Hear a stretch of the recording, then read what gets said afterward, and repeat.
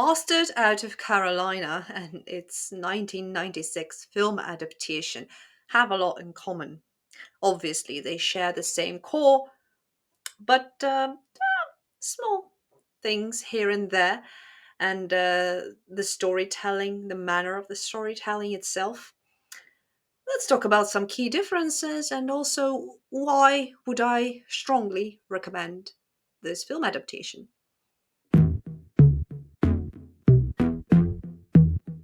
Welcome. This is Check That Book, a special place on the internet where we get familiar with the most disturbing books ever written. And today we're going to look at Bastard Out of Carolina and its film adaptation, book versus movie. Hi. Hi, I'm Ro, and I hope you are cozy. Let's begin. Fair warning, with these kinds of videos, there might be spoilers. I mean, some people would consider the things I will talk about in these series, in these episodes, spoilers. So if you haven't read the book, Bastard Out of Carolina, you can check out my original video on this book, introducing you to the book. The link will be in the description. Or you can just go and watch the film. I won't stop you. The film is really good, but we'll get to that. So here we are checking out the main differences between the book and the film because, well, I like comparing the disturbing. I like comparing the disturbing. We have a disturbing piece of literature and we have its film adaptation. This is nothing like Salo, for example, which we've talked about more than once on this channel, by the way. Thank you for your support and thank you for encouraging others to get engaged in discussions in the comments section. That's really wonderful. I mean, I would like people to use their brains and analyze this shit.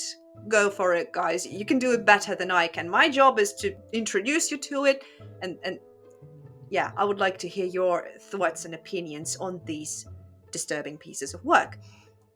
However, if you would like to hear my personal opinions, albeit I share some of them during these videos, but if you would like to hear me yap about my points of view and also my book, yeah, we'll get back to it later. There will be a stream coming up soon, or if you would like a video, just cozy discussion with a cup of tea or coffee or something stronger, yeah, I mean, the comment section is available. I am eager to hear your thoughts and opinions. Now to the differences.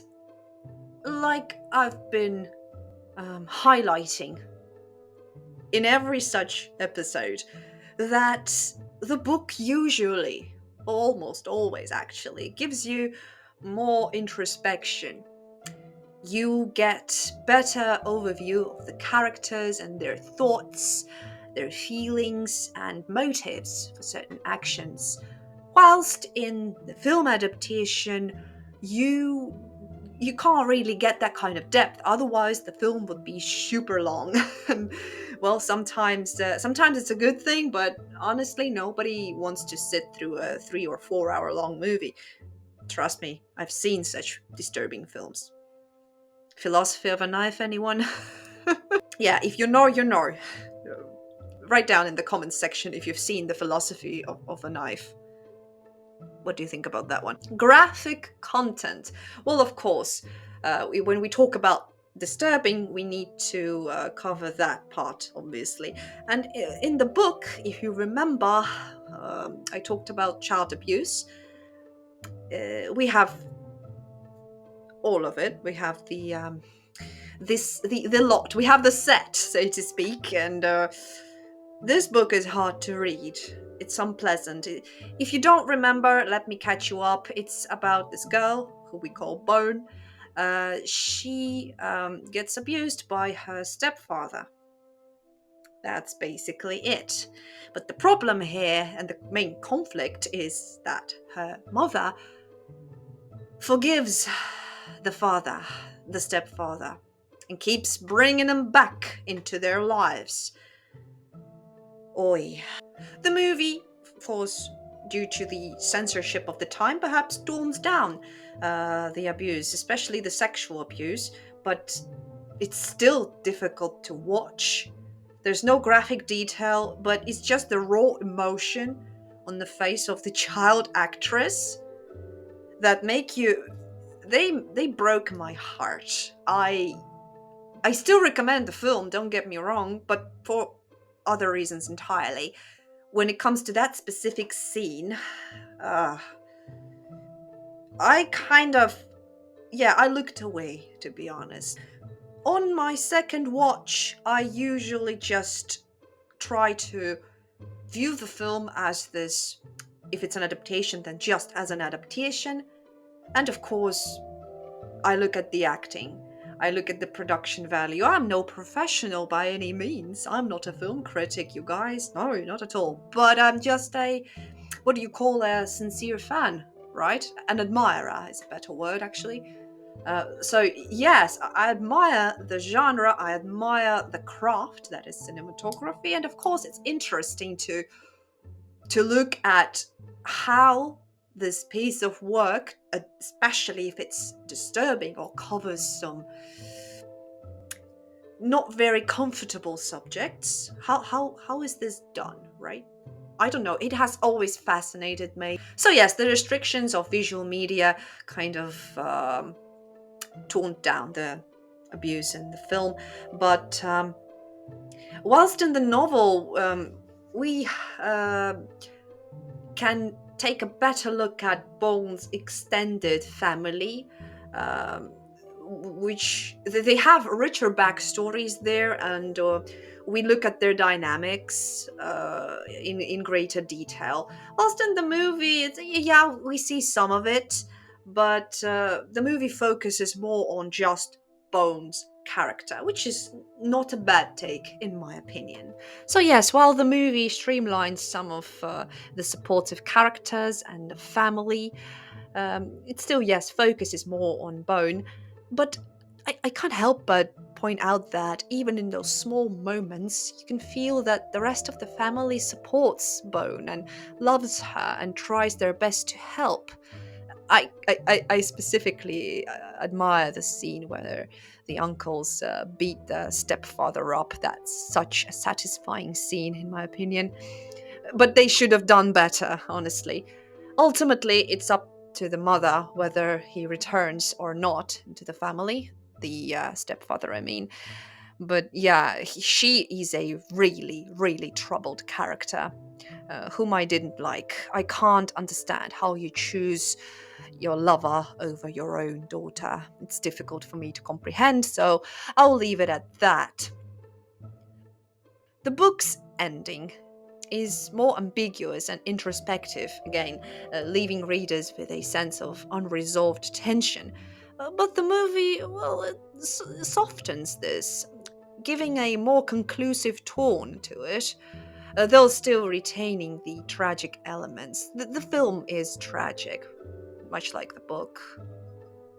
The novel is narrated from Bone's perspective, allowing readers to access her innermost thoughts and perceptions. While the movie it relies on visuals and dialogue, which can lose some of the nuances in Bone's perspective, like I said. These changes reflect the challenges of adapting a complex and emotional story into a visual format, which is not that uncommon, honestly, in adaptations. Yes, this film is very sensitive and has a very interesting storyline, actually. Like I said, to me, it's the conflict with the mother figure here. To me, she is the main character somehow. Maybe it's the psychologist part of me speaking, but her character is ultimately the most interesting.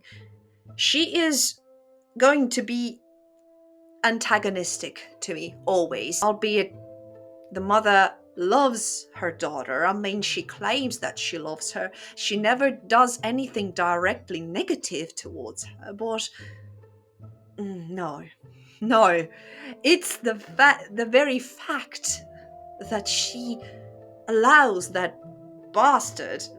No pun intended. I'm talking about the man here, the stepfather figure, the abusive son of a bitch who comes in and destroys Bones' life. It starts with beatings, but then we can see that, yeah, things are perverse.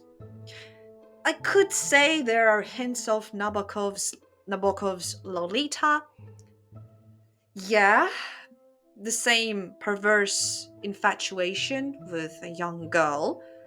But in his case, it's not really that, because in Lolita's case, it's romanticized, painted all in colors of love, as if this is love that he feels, or maybe it is. I mean, it's just perverse still. But here, no, it's just a sadistic, pedophilic son of a bitch. I am not pleased. I wish the uncle gang beat him up better, seriously. Specifically to the nuts. From a psychological standpoint, this is a very interesting film, a very interesting character study, I believe, and a good adaptation. It's a well done film for its year, and despite the censorships, quite a tough watch, not for everyone. But if you didn't know about this one, then here you are. I mean, it's not a very popular book, and I assume it's not a very well-known popular film. So there you have it. If you want something interesting, something different, something deeper, an interesting case study, go ahead and watch it. I highly recommend. Before we wrap this up, let me briefly once again remind you to check out my own book, Misanthropically Inclined, a poetry collection throughout a couple of decades. If you're interested in finding new texts and perhaps new directions, check out the ebook version of Misanthropically Inclined. However, if you cherish a good book, a good quality book to hold in your hands, then I highly recommend the hardback copy that's on sale. The United States, the UK, Germany, Italy, yes, you guys have it. It's out there on Amazon. Go grab your copy. It's a fair price for a good quality book, in my opinion. So thank you. Thank you to all of those who've already purchased. It really warms my heart. I can't believe you guys did it. It's so, wow. Thank you. So anyway, I will see you guys very soon. Thank you so much for watching this wee episode, and consider giving this video a boost in a form of an erect thumb, and make sure to subscribe for more. I'll see you very soon. Goodbye.